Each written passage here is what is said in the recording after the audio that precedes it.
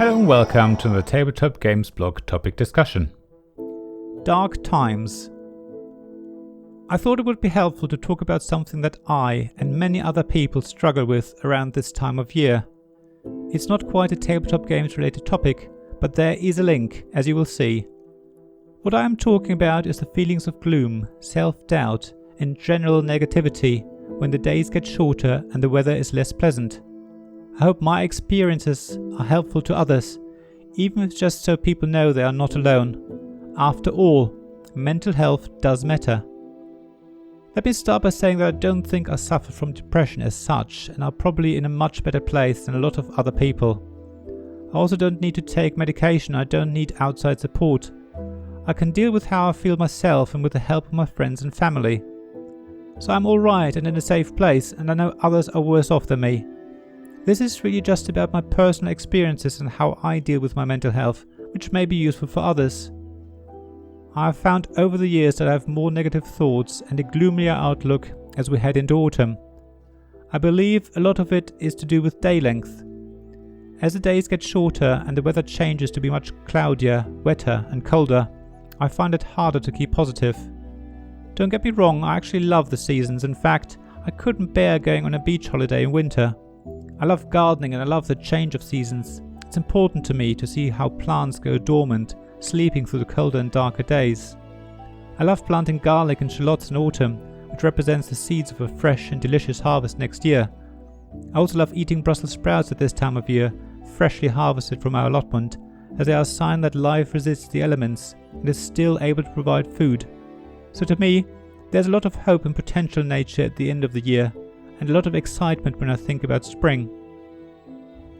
Yet, having to get up when it's still dark to go to work, then spending most of the day indoors because it's wet and cold, and finally returning home in the dark is what gets me down. I have to make a conscious effort to go outside during the day and soak up as much sunlight as I can. I think this is what would be diagnosed as seasonal affective disorder, or SAD.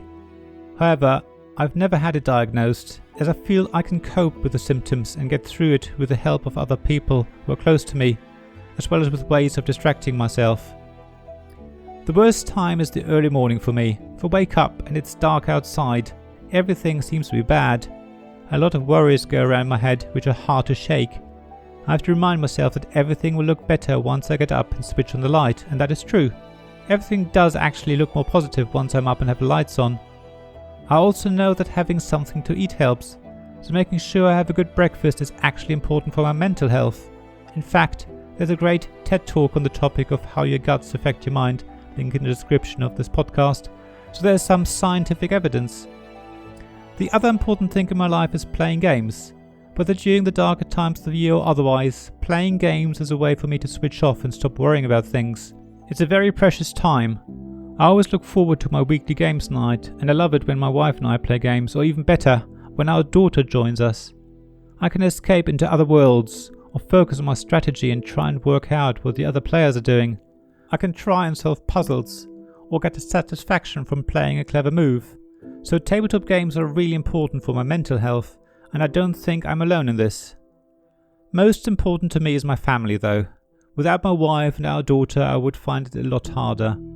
Friends are great and important too, but my family means a lot more to me.